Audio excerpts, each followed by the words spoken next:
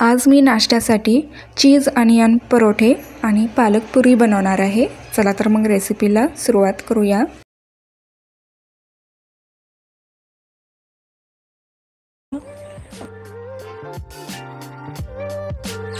इथे मी एक बोल घेतले आहे। यामध्ये 1 ते 1.5 कप गव्हाचं पीठ घ्यायचं आहे। यामध्ये आपण चवीनुसार मीठ घालूया। हे व्यवस्थितरित्या आपण मिक्स करून घेऊया। यामध्ये आता अर्धा कप पाणी घालून आपण चपातीला जसं पीठ मळतो त्याचप्रमाणे आपल्याला हे पीठ मळून घ्यायचं आहे।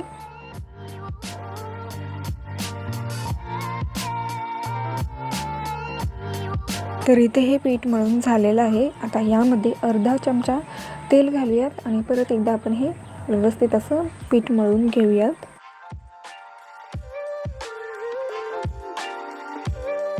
तर इथे हे पीठ मळून झालेलं आहे। तर यावरती झाकण ठेवून 10 मिनिटे आपण हे पीठ बाजूला ठेवूया। तोपर्यंत आपण यासाठी लागणारं स्टफिंग बनवून घेऊयात। तर इथे मी कांद्याचे पातळ उभे काप करून घेतलेले आहे। तर 2 मीडियम साईजच्या कांद्यांचा वापर मी केलेला आहे, म्हणजेच 1 कप हे कांदा असेल। तर हे आपण बाउलमध्ये काढून घेऊयात। यामध्ये एकदम बारीक चिरलेली कोथिंबीर घालूया। 1-2 बारीक चिरलेली हिरवी मिरची,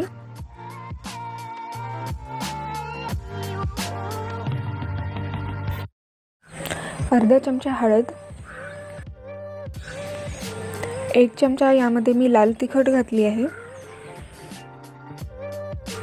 आणि अर्धा चमचा यामध्ये चाट मसाला घालायचा आहे। आमचूर पावडर घातलं तरीही चालेल। आता हे सर्व व्यवस्थित असं मिक्स करून घेऊयात।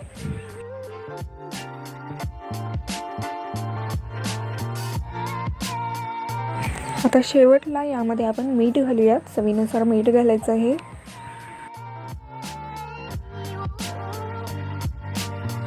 तर इथे हे पराठ्यांसाठी स्टफिंग तयार आहे। आता आपण हे बाजूला ठेवूयात।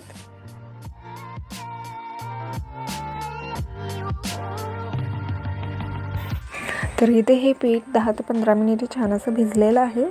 तर परत एकदा आपण हे मळून घेऊयात। आता या पिठाचे आपण 4 गोळे बनवून घेऊयात।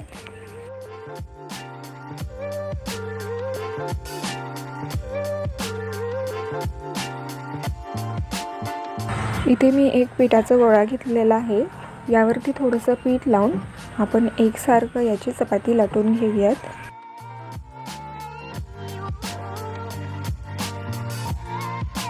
तर इथे हे चपाती लाटून झालेली आहे। तर आता यावरती आपण जो स्टफिंग बनवलेला आहे तो 2 ते 3 चमचे यावरती असं स्प्रेड करून आपण घालून घेऊयात। चपातीच्या कडेपर्यंत हे स्टफिंग टाकून घेऊयात। आता यावरती चीज ग्रेट करून घालायचं आहे। ऑप्शनल आहे, नाही घातलं तरीही चालेल।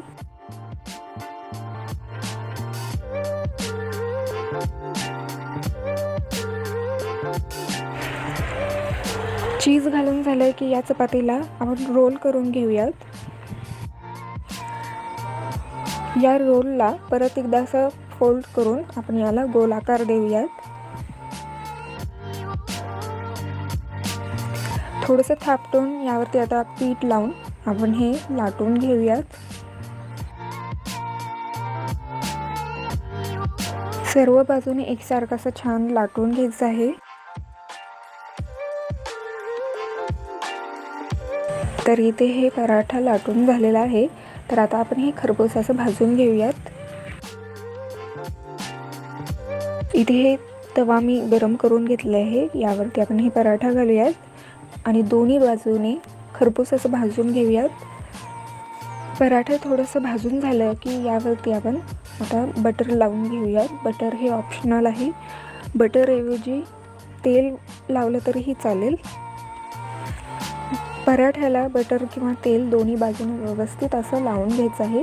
दोन्ही बाजूने छान असं खरपूस असं भाजून झालेलं आहे। तर आता आपण हे पराठा एका प्लेटमध्ये काढून घेऊयात। बाकीचेही पराठे आपण असंच बनवून घेऊयात। तर इथे हे कांद्याचे पराठे तयार आहे। तर आता आपण पालकची पुऱ्या कसं बनवायचं ते पाहूया। इथे मी 1 जुडी पालकची पानं निवडून स्वच्छ धुवून घेतली आहे। हे पॅनमध्ये घालून यामध्ये थोडंसं पाणी घालून अगदी थोड्या वेळच आपल्याला हे पालक शिजवून घ्यायचं आहे। पालकला शिजण्यासाठी जास्त वेळ लागत नाही, 1 ते 2 मिनिटेच आपण हे पालक शिजवून घेऊयात। इथे हे पालकचे पानं शिजले आहेत। आता आपण गॅस बंद करूयात आणि याला थोड्या वेळ थंड होऊ देऊयात। यातलं पाणी काढून नंतर आपण याचं प्युरी बनवून घेऊयात।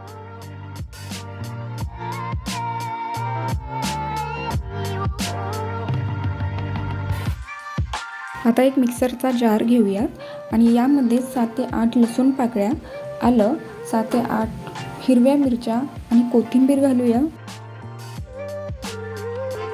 आणि शिजवलेले पालक। आता यामध्ये अर्धा टीस्पून जिरे पावडर आणि अर्धा टीस्पून धने पावडर घालूया।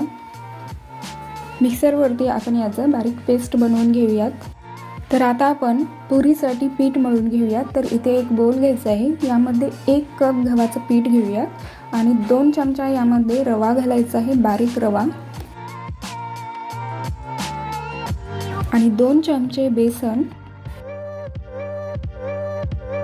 2 चमचा तीळ आणि अर्धा चमचा यामध्ये आपल्याला ओवा घालायचा आहे। 2 चमचे यामध्ये तेल घालूयात। आता यामध्ये आपण जे पालकचं प्युरी बनवलं होतं ते घालूयात।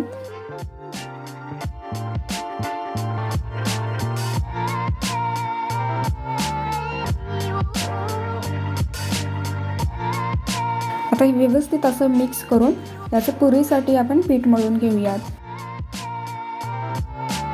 तर इथे हे पाणी न घालता पीठ मळून घेतले आहे।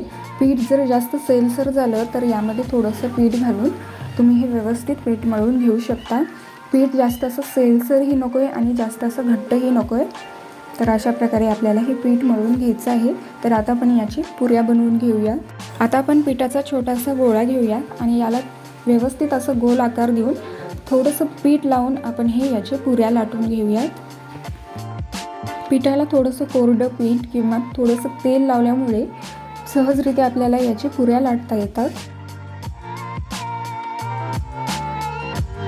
जास्त पातळ किंवा जास्त जाड न लाटता सर्व बाजूने एकसारखी ही पुरी लाटून घ्यायची आहे।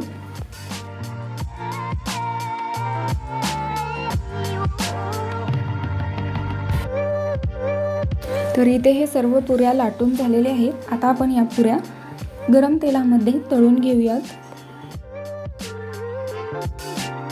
तेल अगदी कडकडीत गरम झालं की यामध्ये एक पुरी आपण तेलामध्ये सोडून घेऊयात आणि दोन्ही बाजूने हे पुरी आपण खरपूस तळून घेऊयात। तर इथे हे पुरी छान तळून झालेली आहे। आता आपण हे एका प्लेटमध्ये काढून घेऊयात।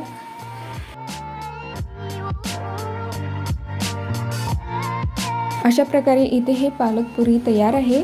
तुम्ही हे पुरी सॉस सोबत किंवा टोमॅटोच्या चटणी सोबत सर्व करू शकता। चला तर मग परत भेटूयात अशाच एका नवीन रेसिपी सोबत।